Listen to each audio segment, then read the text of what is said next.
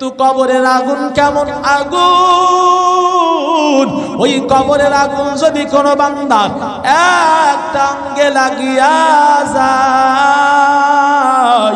পুরা শরীর মোমের মতো গলিয়া যাবে, পেটের নাড়ি বুড়ি গুলা পায়খানার রাস্তা দিয়ে বের হইয়া যাবে।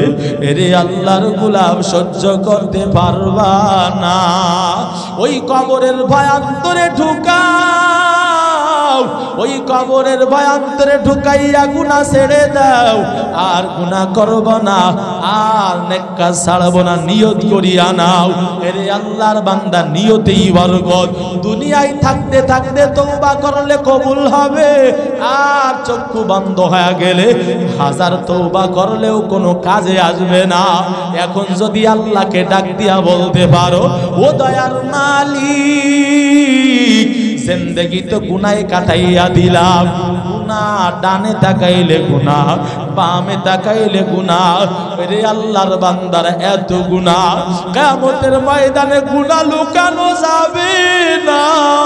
আমার আল্লাহ ওই সময় কিয়ামতের ময়দানে আমল নামা সামনে তুলিয়া ধরবে, হাতে সাক্ষী দিবে, চক্ষুতে সাক্ষী দিবে, পায়ে সাক্ষ্য দিবে, চামড়ায় পর্যন্ত সাক্ষ্য দিবে। ওয়াশহাদু আরজুলুহুম বিমা কানু ইয়াকসিবুন। এরে আল্লাহর গোলাম, হাত পা চক্ষু চামড়া সবাই সাক্ষ্য দিবে আমি আপনি কোথায় কোন গুনাহ করেছি। এই গুনাহগুলো আল্লাহ যখন সামনে তুলিয়া ধরবে, ওই সময় আল্লাহর ওই নাফরমান বান্দা বলবে, মা লিহাদাল কিতাব, এইটা আবার কেমন কিতাব, লা ইউগাদিরু সগীরাতাও ওয়ালা কাবীরাতান ইল্লা আহসাহা ওয়া ওয়াজাদু মা আমিলু হাদিরা। সব আমলগুলো আজকে আমার সামনে হাজির। এরে আল্লাহর বান্দারা, লুকানোর কোনো সুযোগ থাকবে না ওই দিন। এজন্য গুনাহ ছাড়িয়া দাও, গুনাহের পথ বর্জন করো। কত আল্লাহর বান্দারা আল্লাহর কাছে তওবা করিয়া মাপ পাইয়া গেল, কত মানুষ আল্লাহকে ইচ্ছা না কইরা অনিচ্ছায় ডাইকাও মাপ পাইয়া গেল। আবু বকর দেখাম কষ্ট নিয়া মায়ার নবীর কাছে চলিয়া গেলেন। মায়ার নবীর কাছে যাইয়া ডাক দিয়া কয়, ও পয়গম্বর, আমি বেলালের অবস্থায় এমন দেখলাম, আমার কলিজায় মানাই না, আমি যাই বেলালকে মুক্ত করতে। ও নবী, আপনি যদি অনুমতি দেন আমি বেলালের জন্য উমাইয়ার কাছে যাব। নবী বলেন, যাইয়া দেখো। উমাইয়ার কাছে যাইয়া হযরতে আবু বকর ডাক দিয়া কয়, উমাইয়া, তোমাদের গোত্রীয় একজন গোলাম আমি আবু বকরের কাছে আছে, তোমাদের এই গোলামটাকে নাও, বিনিময়ে বেলালকে মুক্ত করে দাও। উমাইয়া ডাক দিয়া কয়, না না। উমাইয়া ডাক দিয়া কয়, বেলালকে যদি নিতে চাও গোলামও দেওয়া লাগবে, টাকাও দেওয়া লাগবে। এমন কথা বলার পর আবু বকর মশওয়ারার জন্য নবীর কাছে আবার হাজির হয়ে গেলেন। ডাক দিয়া কয়, ও নবী, উমাইয়া এমন শর্ত দিছে, আমি চাই এর পরেও বেলাল মুক্ত হোক। নবী কয়, ঠিক আছে, তাহলে যাও, তুমি মুক্ত করে আনো। আবু বকর রওয়ানা। পিছন দিক থেকে নবী কয়, আবু বকর এদিকে আসো। ও আবু বকর শুনো, আবু বকর তুমি একা বেলাল রে একা মুক্ত করবা হইতে পারে না, কারণ বেলাল কত দামি আমার আল্লাহর কাছে, বেলালের কত মর্যাদা, বেলাল কেমন সম্মানিত দামি, বেলাল আমার আল্লাহর কাছে এত প্রিয়। আমি জান্নাত সফর করতে গিয়া মেরাজে আমি বেলালের আওয়াজ জান্নাতের ভিতরে শুনিয়া আসলাম। এরে আল্লাহর গোলাম, বেলালকে যদি আমাকে একটু শরীক রাখো, বেলালকে যেই দিন আল্লাহ কিয়ামতের ময়দানে উঠাইবে আর ডাক দিয়ে দিয়ে যদি বলে, কে বেলাল রে মুক্ত করার জন্য টাকা দিয়েছিলাম, ও আবু বকর আপনি একা দাঁড়াইবেন, এইটা তো হইতে পারে না। বেলালের খরিদ্দার আপনি একা হবেন, এইটা হইতে পারে না। আমি নবীও চাই যেদিন আল্লাহ বলবে বেলালের খরিদ্দার কই, আবু বকর আপনার সাথে আমি মুহাম্মদ একটু দাঁড়াইয়া যাব। ও আল্লাহ, বেলালের খরিদ্দার আমিও একজন ছিলাম। এরে আল্লাহর গোলাম, বেলাল আল্লাহর কাছে এত প্রিয় হওয়ার কি কারণ? আল্লাহু আহাদের কারণে বেলাল কত কষ্ট সহ্য করেছে। এরে আল্লাহর গোলামেরা, বেলাল রাদিয়াল্লাহু আনহুর জন্য আল্লাহ মক্কা বিজয় হওয়ার পর মাশওয়ারা চলতেছে কে আজান দিবে। একজন দাঁড়াইয়া কয় আজকের বিজয়ের আজান আবু বকর দিবে। ও নবী, আপনি আবু বকরের ব্যাপারে বলেছেন লাউ কুনতু মুত্তাখিদান খলিলান গায়রা রাব্বি লাত্তাখাযতু আবা বকরিন খলিলা। জমিনের ভিতরে আল্লাহ বাদে যদি একজন কেউ বন্ধু বানানোর অপশন দিত, আমার আল্লাহ যদি আল্লাহ বাদে আর একজন কেউ বন্ধু বানাইতে আমার অপশন দিত, আমার সাহাবী আবু বকরকেই বন্ধু বানাইয়া নিতাম। আবু বকরের এত ত্যাগ, আবু বকরের এত ত্যাগ। আবু বকর রাদিয়াল্লাহু আনহু নবীর সাথে দাওয়াত দিতে গিয়া মক্কার গলিতে গলিতে কাফেরদের কত কষ্ট সহ্য করেছে। কাফেররা আবু বকরকে মারতে মারতে মারতে মারতে আবু বকরের হুঁশ হারায় গেছে। আবু বকর হুঁশে আসার পর কয় আমার নবী কই। উম্মুল খায়ের ডাক দিয়ে কয় বাবা, তুই মুহাম্মদকে পরে খুঁজিও, আগে নিজে সুস্থ হও। আবু বকরের মা উম্মুল খায়ের কয় মুহাম্মদ ঠিক আছে, তুমি আগে বাঁচো।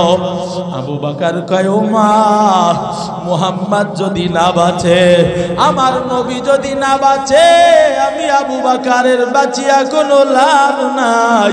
ও মা, আমি জানতে চাই, বলো আমার নবীর কেমন হালত, কেমন আশিকে রাসূল ছিলেন আবু বকর। এরে আল্লাহর গোলামেরা, আবু বকর আজকের বিজয়ের আজান দিবে বলেন না না। তাহলে আর একজন দাঁড়াইয়া বলেন কে দিবে? বলে ওমর। কেন ওমর দেবে? বলে ওমর আপনার কষ্টের দিনে, সেই সময় আপনি ওপেনে নামাজ পড়তে পারেন নাই, গোপনে গোপনে পড়ছেন।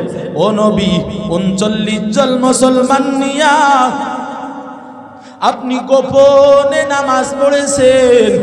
ওমর 40 নম্বরে মুসলমান হওয়ার পর বেঈমানদেরকে ডেকে ডেকে বলছে তরবারি খাত মুক্ত করিয়া, এ বেঈমানেরা কই, আজকে ওমরের তরবারির সামনে আয়। আমি মুহাম্মাদের গলা কাটতে আইসা মুহাম্মাদের কদমে পা লাগাইলাম। ও বেঈমানেরা, আমি মুহাম্মাদের শত্রু ছিলাম, আমি এখন মুহাম্মাদের বন্ধু হইলাম। মুহাম্মাদের ধর্মের বিরোধিতা কইরা কে আসো, সামনে আসো। ওমরের তরবারি তোমাদেরকে জাহান্নামের রাস্তা দেখায়া দিবে, এমন হুঙ্কার দেওয়ার পর ওমরের ওই হুঙ্কারে গোপন থেকে ওপেনে নামাজ পড়তে পেরেছেন। ও নবী, আজকের বিজয়ের আজান ওমর দেবে, আর কেউ দিবে না। আল্লাহর নবীকে আপনিও বসে যান, আর একজন দাঁড়াও, আর একজন দাঁড়াইয়া কই নবী আজকের বিজয়ের আজান দিবে আপনার সাহাবী উসমান। আপনি বলেছেন লিকুল্লি নাবিয়্যিন রাফিকুন ওয়া রাফিকি ইয়ানি ফিল জান্নাতি উসমানা। প্রত্যেক নবীর সাথে জান্নাতে একজন সাথী হবে, আমি নবীর সাথেও সাথী একজন হবে। আমার সাথী হবে আমার সাহাবী উসমান, আমার জান্নাতের সাথী হবে উসমান। ও নবী, যার পরে আপনি মহব্বত করিয়া দুইটা কন্যা বিবাহ দিয়েছেন উসমান, আজকের বিজয়ের আজান উসমান ছাড়া কেউ দিবে না। উসমানের সম্পদ দ্বারা দিনের এত উপকার হইছে গো নবী। ও নবী, আজকের বিজয়ের আজান দিবে উসমান। নবী বলে আপনিও বসে যান, আর একজন দাঁড়াইয়া যান, আর একজন দাঁড়াইয়া কয় নবী আজকের বিজয়ের আজান দিবে আলী। কেন? বলে আপনি বলেছেন না মাদিনাতুল ইলম ওয়া আলিউন বাবুহা, আনা দারুল হিকমাতি ওয়া আলিউন বাবুহা। আমি ইলমের শহর, শহরে ঘরের দরওয়াজা আমার সাহাবী আলী, আমি হিকমতের ঘর দরওয়াজা আলী। ও নবী, আপনার সাহাবী আলী ছাড়া আজকে বিজয়ের আজান কেউ দিবে না। এমন কথা বলার পর সঙ্গে সঙ্গে নবী কয়, আমরা মশওয়ারা করলাম, সিদ্ধান্ত আমরা দিব না, সিদ্ধান্ত দিবেন একমাত্র কে? আজানে রক্ত হয়ে গেছে, আল্লাহ জিবরাইলকে পাঠায়া দিয়েছেন। জিবরাইল আমিন হঠাৎ হাজির। ও নবী, আল্লাহ আমাকে পাঠাইছে। কেন পাঠাইছে বলো? আল্লাহ আমারে সংবাদ দিয়া পাঠাইছে, মশওয়ারা হইছে। কেউ বলছে আবু বকর বিজয়ের আজান দিবে, কেউ বলে ওমর, কেউ বলে উসমান, কেউ বলে আলী। ও নবী, আল্লাহর সিদ্ধান্ত একটু ভিন্ন। আল্লাহ আপনাদের সিদ্ধান্তে উপনীত হন নাই, আল্লাহর সিদ্ধান্ত আমাকে জানাইয়া পাঠাইছে। আজকের বিজয়ের আজান আবু বকরের কণ্ঠে হবে না, আজকের বিজয়ের আজান ওমরের কণ্ঠেও হবে না, আজকের বিজয়ের আজান উসমানের কণ্ঠেও হবে না, আলীর কণ্ঠেও হবে না। আজকের বিজয়ের আজান দিবেন আফ্রিকার জঙ্গলের বেলাল। বেলাল এমন দামি, আল্লাহর নবী চোখের পানি ছেড়ে কান্না করে বলে, বেলাল তোর ভাগ্যটা বড় ভালো, আজকে কারো কণ্ঠে আমার আল্লাহ আজান শুনতে চায় না। ও বেলাল, তোর কণ্ঠে আমার আল্লাহ আজান শোনার জন্য বলছে। ও বেলাল, আমার আল্লাহর কাছে তুই বড় দামি। নবীর কেমন আশেক ছিলেন বেলাল। আল্লাহর নবী উহুদের যুদ্ধে যান। উহুদের ময়দানটা মসজিদে নববীর থেকে উহুদ পাহাড় দেখা যায়। আমি কয়েক মাস আগে, মাত্র 1 মাস মনে হয় হয়েছে, আমি বাইতুল্লাহ ঘুরে আসলাম। মসজিদে নববীর দিক থেকে তাকায়া দেখলাম, তাকাইলে মনে হয় 10 মিনিট হাঁটলে উহুদের প্রান্তে চলে যাওয়া সম্ভব হয়। উহুদ পাহাড়টা মনে হয় মসজিদে নববীর একেবারে কাছে। এরে আল্লাহর গোলাম বেলাল রাদিয়াল্লাহু আনহু নবী উহুদের যুদ্ধে যান। বেলাল কয়, নবী আমিও একটু যাইতে চাই। আল্লাহর নবী কয়, ও বেলাল মসজিদে আজান দিয়া নামাজ পড়িও, উহুদের যুদ্ধে যাওয়ার দরকার নাই। বেলাল নবী যুদ্ধে চলে গেছে, আজান দিয়া নামাজ পড়ে। হঠাৎ এক ওয়াক্তের নামাজ আজানের জন্য বেলাল দাঁড়াইছে। বেলাল আজান দেওয়া শুরু করছে, আল্লাহু আকবার, আল্লাহু আকবার, আশহাদু আল্লা ইলাহা ইল্লাল্লাহ, আশহাদু আল্লা ইলাহা ইল্লাল্লাহর আওয়াজ যখন দিছে, কানের ভিতরে আওয়াজ, নবী নাই, নবী নাই। এমন আওয়াজ বেলালের কানের ভিতরে যখন ঢুকিয়া গেল, বেলালের আজান বন্ধ হয়ে গেল। বেলাল উহুদের প্রান্তের দিকে দৌড়ায়। সাহাবীরা কয়, বেলাল তুমি যাইও না, যাইও না, যাইও না, তুমি আজান শেষ করো, আজান শেষ করো। বেলাল ডাক দিয়ে কয়, যেই নবীর জন্য আজান দিব, যেই নবী আমার আজানের পরে ইমামতির মুসাল্লায় যায়, ওই নবী তো আর মুসাল্লায় যাবে না। আমি বেলাল আজান দিয়া কি করব? যেই বেলাল মাথার টুপি সরাই না, উহুদের প্রান্তের দিকে দৌড়াইতে গিয়া বেলালের মাথার টুপি বাতাসে উড়িয়া গেল। বেলালের কোনো খবর নাই। এরে আল্লাহর গোলামেরা, আমি আপনি তো রাসূলের আশিক হতে পারি নাই। আমি আপনি কি আল্লাহর গোলাম হতে পেরেছি?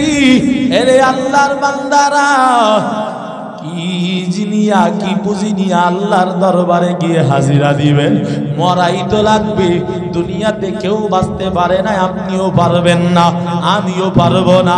সাদ্দাত দুনিয়ার থেকে থাকার চেষ্টা করেছে, পারে নাই, থাকতে পারে নাই। নমরুদ, হামান, কারুন নিজেরে খোদা দাবি কইরাও জমিনে থাকতে পারে নাই। এরে আল্লাহর গোলাম, সাদ্দাত জমিনের ভিতরে জান্নাত বানাইয়া চ্যালেঞ্জ কইরাও থাকতে পারে নাই। আমি আপনিও থাকতে পারবো না।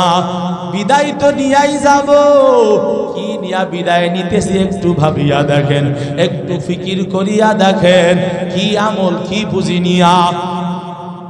এরে পর্দার অন্তরালার মা বোনেরা ভালো করিয়া শুনিয়া নেন, আপনিও একজন নারী, নবীজির বিবি আম্মা জান খাদিজাও একজন নারী, আপনিও একজন নারী, আসিয়াও একজন নারী, আপনি একজন নারী, আয়েশা সিদ্দিকাও তো একজন নারী।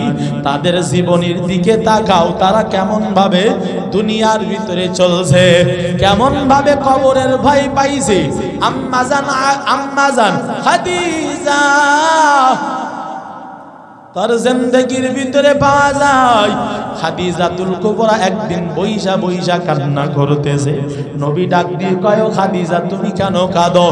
খাদিজা কয়, নবী আমার কাঁদার কারণ আমি কবরের হিসাবের বড় ভয় ভাই, কবরের হিসাব আমি কেমনে দিব?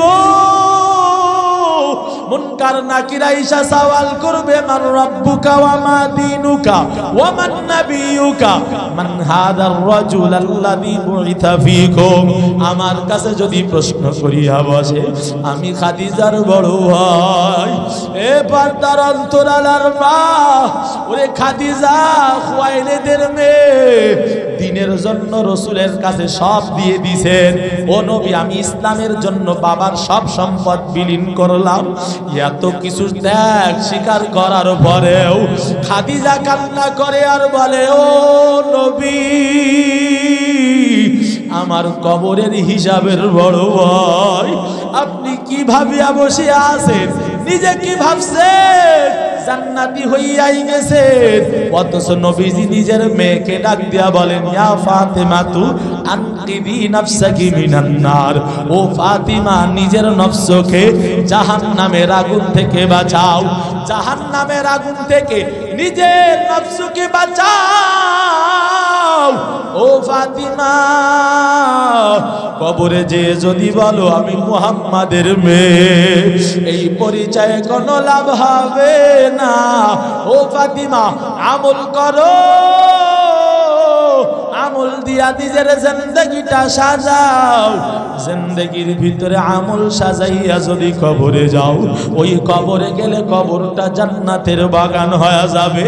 এ আল্লাহর বান্দারা, যদি বেঈমান নাফরমান বেরোজাদার বেনামাজি হইয়া বেপরদা হইয়া জমিনে চলাফেরা কইরা মৃত্যুর বিছানায় পেট বাসাও, নবী দুই শ্রেণীর মানুষের ব্যাপারেই বলেন, এ দুনিয়ার মানুষ শুনো, দুনিয়ার ভিতরে ইমানদার হইয়াও যদি বিদায় নাও, ইমানদারের মৃত্যুর সময় কেমন হালাত হবে, বেঈমানের মৃত্যুর সময় কেমন হালাত হবে। আল্লাহর নবী বলেন, ইদাহতুবিরাল মাউতুল মুমিন আতাত মালাইকাতুর রাহমা বিহারিরাতিন বাইদা ওয়া ইয়াকুলুনা খুরুজি রাদিয়াতাম মারদিয়া আনকা ইলা রাউহিল্লাহি ওয়া রাইহানিন ওয়া রাব্বি গায়রি গজবানা। ইমানদার যদি হও, ইমানদারের মৃত্যুর সময় একদল রহমতের ফেরেশতা আল্লাহ পাঠাইয়া দিবে। রহমতের ফেরেশতা আয়েশা ওই মৃত ব্যক্তির চতুর্পার্শ্বে বসিয়া যাবে, আর চতুর্পার্শ্বে বইসা বইসা জান্নাতি একটা রুমাল আনবে, সবুজ রঙের রুমাল, সুঘ্রাণ যুক্ত রুমাল, যেই রুমালের ঘ্রাণ শুকলেই আত্মা বিমোহিত হয়ে যাবে। ওই রুমালটা যখন বান্দার সামনে খুলে ধরবে, খুলিয়া ডাক দিবে, উখরুজি রাদিয়াতাম মারদিয়া। আমার আল্লাহর পরে তুমিও যেমন রাজি, আমার আল্লাহও তোমার পরে রাজি। আসো আসো, বের হয়ে আসো, আল্লাহর দিদারের জন্য চলো। এমন বলার সাথে সাথে একটা সবুজ পাখির নাই ওই আত্মাটা বের হয়ে আসবে, রুমালের ভিতরে চলিয়া যাবে, ফেরেশতা ধরিয়া নিয়ে চলে যাবে। এরে আল্লাহর বান্দা, পক্ষান্তরে যদি বেঈমান নাফরমান হও, বেঈমান নাফরমান হইয়া কেউ যদি মৃত্যুর বিছানায় পেট ভাসায়, ইসরাইল আল্লাহকে ডাক দেয়া কয়, মালিক একটু আগে তো একটা শর্ত দিছিল, মরণ চাই, আমি তো রুহু কবজ কইরা রুহুটা আবার দিয়ে দিলাম, এখন আবার ডাক দিয়া কয় এখন নাকি উনি জাহান্নামে ঢুকবে, জাহান্নামের সাথে আস্বাদন করতে চাই। আল্লাহ কয় দাও দাও, যদি তুমি বন্ধু পাতাইতে চাও শর্ত পূরণ না করলে কিন্তু হবে না। আমার নবী ইদ্রিস জাহান্নামে ঢুকতে যায়, তবে বেশিক্ষণ রাখিও না, ঢুকাইয়াই আবার বের করে আনিও।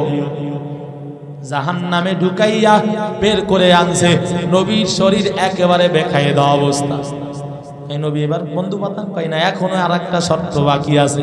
কি শর্ত? বলে আমি এবার একটু জান্নাতে ঢুকতে যাই, আমি একটু জান্নাত দেখতে চাই, আমি জান্নাত কেমন ওইটা একটু জান্নাতে ঢুকিয়া আমি দেখতে চাই।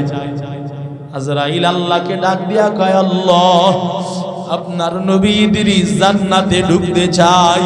আল্লাহ বলে দাও, জান্নাতে ঢুকতে দাও, জান্নাতে ঢুকায়া দাও, তবে বেশিক্ষণ রাখিও না, জান্নাত থেকে আবার বের করে আইনো, আবার কিন্তু বের করিও।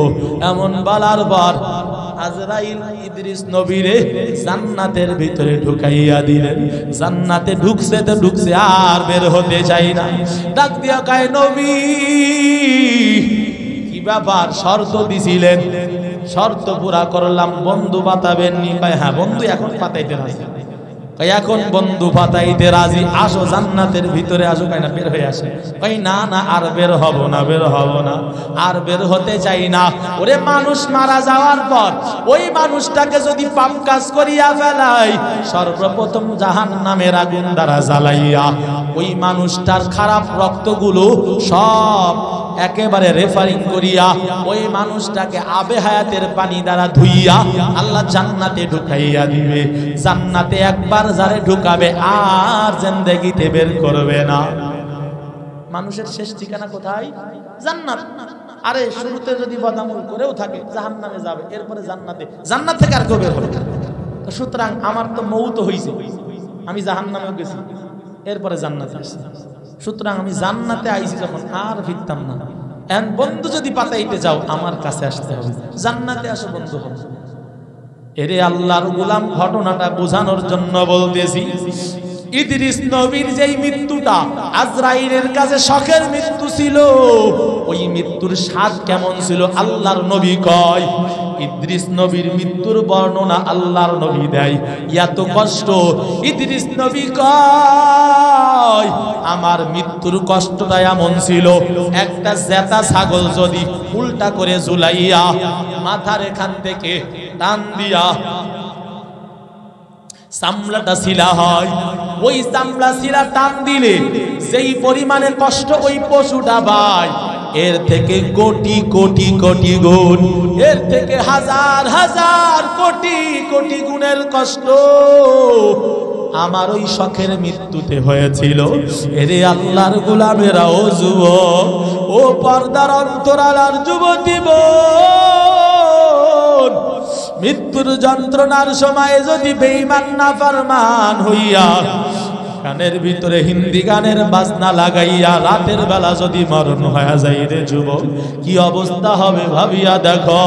এরে আল্লাহর গোলাম, ওই অবস্থা এমন হবে আল্লাহর নবী কয়, বেঈমান নাফরমানের মৃত্যুর হালত এমন হবে, ইযা তুযিরাল মাউতুল কাফির আতাত মালাইকাতুল আযাব বিসাখিতাতিন মাসকুতাতিন আনকা ইলা আযাবিল্লাহি আযজা ওয়া জাল ওয়া ইয়াকুলুনা খরুজি। আল্লাহর ফেরেশতারা একদল ফেরেশতা আসবে, গজবের ফেরেশতা, আযাবের ফেরেশতা আল্লাহ বেঈমান নাফরমানের জন্য পাঠায়া দিবে। বেঈমান নাফরমানের নিদানের পাশে আইসা আযাবের ফেরেশতারা বইসা যাবে। নবী কয় আয়েশা, দুর্গন্ধযুক্ত একটা চট, কাটা যুক্ত একটা চট, জাহান্নামী দুর্গন্ধযুক্ত একটা কাটা চট নিয়া বান্দার সামনে হাজির হবে। আর যখন মেলাইয়া ধরবে, ওই বান্দার চটটা দেখে এত ভয়ঙ্কর, ওই চট দেখে আই ভয়ে নাফরমানের রূহ 360 জোড়ার ভিতরে পলানো শুরু করবে, পলাইতে থাকবে। ফেরেশতারা চাপা শুরু করবে, চাপ দেওয়া শুরু করবে। আল্লাহর নবী কয় ফেরেশতাদের এক এক চাপে চাপে শরীরের হাড্ডিগুলা গুড়া গুড়া হইয়া যাবে। চাবে পালাইতে পারবে না, এমন অবস্থা হবে বেঈমান নাফরমান 360 জোড়ার ভিতর থেকে পলাইয়া পলাইয়া যখন ফেরেশতারা চাপিয়া চাপিয়া ওই রূহটাকে খপ করে ধরিয়া ফেলাইবে, কান দিয়া যখন সিনা নিবে, নবী বলেন প্রত্যেকটা শরীরের প্রত্যেকটা শিরা উপশিরাগুলো ছিড়িয়া একেবারে রূহটা হাতের ভিতরে চলিয়া যাবে। এরে আল্লাহর গোলাম সহ্য করতে পারবা না, এত কষ্ট, এত কষ্ট, এত কষ্ট, মৃত্যুর কষ্ট হবে সহ্য করা কারো পক্ষে সম্ভব না রে বাবা। এরে আল্লাহর বান্দারা, ও পর্দার অন্তরালার মা বোনেরা, মৃত্যুর বিছানায় শোয়ার প্রস্তুতি কি নিয়েছো? মৃত্যুর বিছানায় কেমনে শুইবা একটু ভাবিয়া চিন্তা দেখো, চিন্তা করিয়া দেখো আমার মৃত্যুর অবস্থা কেমন হবে। এরে আল্লাহর বান্দারা, আজরাইল যখন রূহটা ছিনাইয়া নিয়া চলিয়া যাবে, প্রথম আসমানে যাওয়ার পরে ফেরেশতারা ডাক দিয়া বলবে, কে? বলবে আমরা আযাবের ফেরেশতারা অমুক গ্রামে গেছিলাম, ওই মাখালডাঙ্গা এলাকায় গেছিলাম, অমুকের সন্তান অমুকের রূহটা আনছি। ওই সময় বলবে, ওই রূহটা কি আল্লাহ নিয়ে যাইতে বলছেনি? বলবে না না, আল্লাহর আদেশ পাওয়া হয় নাই। ফেরেশতারা বলবে, রূহ থেকে তো দুর্গন্ধ আসতেছে, গুনাহের দুর্গন্ধ আসতেছে, ওই রূহটা আসমানে আনা যাবে না, রূহটা ফালাইয়া দাও। ওই সময় ফেরেশতারা আসমানের ওখান থেকে রূহটা চালিয়া দিবে জমিনের দিকে। এরে আল্লাহর বান্দারা, কত কষ্ট, কত কষ্ট। চরমনার জমিনে ঘুমান্ত কুতুবুল আলম সৈয়দ ইসহাক রহমাতুল্লাহ আলাইহি ওনার কিতাবের মধ্যে লিখে, বেঈমান নাফরমানের মৃত্যুর সময় কেমন হালাত হয়। একটা লাঠির ভিতরে আলকাদরা মাখাইয়া তুলার ভিতরে যদি বাড়ি দেওয়া হয়, যেমন ভাবে তুলাগুলো আলকাদরার সাথে উঠিয়া উঠিয়া আসে, বেঈমান নাফরমানের মৃত্যুর সময় যখন আজরাইল রূহ ধরে টান দেয়, শরীরের সব জোড়া আর উপজোড়াগুলো, শিরা উপশিরাগুলো এমন ভাবে সিঁড়িয়া সিঁড়িয়া চলিয়া যায়। এরে আল্লাহর বান্দারা, শুধু তা না, ওই সময় থেকে আযাব শুরু হইয়া যাবে। কবরে নামানোর পর ফেরেশতা আসবে, প্রশ্ন করবে, রবের পরিচয় দাও, ধর্মের পরিচয় দাও, রাহমাতুল লিল আলামিনের পরিচয় দাও। প্রশ্ন করার সাথে সাথে বেঈমান নাফরমান ডাক দিয়া দিয়া বলবে, হা হা লা আদরি, হা লা আদরি, আজকে আমার কাছে কোনো জবাব নাই, আমি কিছুই বলতে পারবো না, আমার কাছে কোনোই জবাব নাই। এমন কথা বলার পর আমার আল্লাহ ফেরেশতাদেরকে ডাক দিয়া দিয়া বলবে, ও ফেরেশতারা, আলবিসুহু মিনান নার ওয়া আফশিরুহু মিনান নার। ওই বান্দার কবরের ভিতর জাহান্নামের বিছনা বিছাইয়া দাও, জাহান্নামের যত উপকরণ আছে, জাহান্নামের আগুন সব কিছু ঢুকায়া দাও। রে আল্লাহর বান্দা, আজকে শুধু শুনতেছেন, এ আল্লাহর বান্দারা, বিশ্বাস হয় আর না হোক, বিশ্বাস হোক আর না হোক, আযাবুল কবরে হাক্কুন, কবরের আযাব সত্য, এটা মানো আর না মানো, মরিয়া দেখো, এরপরে বুঝবা। এরে আল্লাহর বান্দারা, যশোরের ঘটনা, আপনার পাশের জেলা যশোর খুব সেন্ট্রাল কবরস্থান জামে মসজিদের ইমাম সাহেব থেকে শোনা আমার কথা। এরে আল্লাহর বান্দা, নেটের ভিতরে এখনো ভিডিও পাওয়া যায়, যশোর খুব সেন্ট্রাল কবরস্থানের ভিতর। এরে আল্লাহর বান্দার, আমি জিয়ারতেও ঢুকছিলাম খোলে প্রোগ্রামে যাইয়া, ওখানে যাইয়া আমি দেখলাম আল্লামা দলাটানা মাদ্রাসার মুফতি মুহাদ্দিস শাইখুল হাদিস, ওনার কবরটা আমি জিয়ারতের জন্য ঢুকছিলাম। ওখানে যাওয়ার পর ঘটনা শুনলাম, লাগাতার বৃষ্টির কারণে কবরস্থানের ভিতরটা পানিতে ভরিয়া গেল। কবরস্থানের পানিগুলো এমন পরিমাণে গরম হয়ে গেল, মানুষ পা লাগাই তো ঠুসকা পড়ে যায়। কি ব্যাপার, এত কেন গরম হইল পানি? ভাই একটু চেক দাও, কেন এমন গরম? কারেন্টের তার সিঁড়িয়া পড়ল নি, কি হইল এত গরম কেন? খুঁজিয়া দেখলো কোথাও এমন কিছু হয় নাই। চারিদিকে তাকাইয়া তাকাইয়া দেখে মসজিদের সামনের বরাবর একটা নতুন কবর, ওই কবরটা দেওয়া হয়েছে। কবরের ভিতরে পানি যাইয়া টকবক টকবক করে পানিগুলো ফুটতেছে। এরে আল্লাহর গোলাম, ওই পানির তেজে সমস্ত পানি গরম হয়ে গেছে। কি ব্যাপার, এমন কেন হয়? খবর নিয়ে দেখলো, কেউ বলে এখানে হয়তো গ্যাসের খনি, কেউ বলে কয়লার খনি, কেউ বলে তৈলের খনি, এগুলো হয়তো আছে। এমন বলার পরে অবস্থা এমন হয়ে গেল, সবাই আইসা গবেষণা করলো, তেলের খনিও না, গ্যাসের খনিও না। আরে আল্লাহর গোলাম, এই কবরের পানি এমন টকবক করে ফুটে কেন? কার কবর খুঁজিয়া দেখো। খুঁজিয়া খুঁজিয়া দেখলো এক যুবতী মেয়ের কবর। সেই মেয়েটা জিনা করিয়া করিয়া চলতো, জিনা করিয়া চলতো, বেপরদায় চলতো। ও পর্দার অন্তরালার মা, ভয় একটু কি দিলে হয় না? এরে আল্লাহর বান্দিরা, ওই কবরের আযাব সহ্য করতে পারবা না। এরে আল্লাহর বান্দিরা, ওই কবরে আযাব হয়, এটা সত্য না মিথ্যা? সত্য, আল্লাহ দেখায়া দেয়।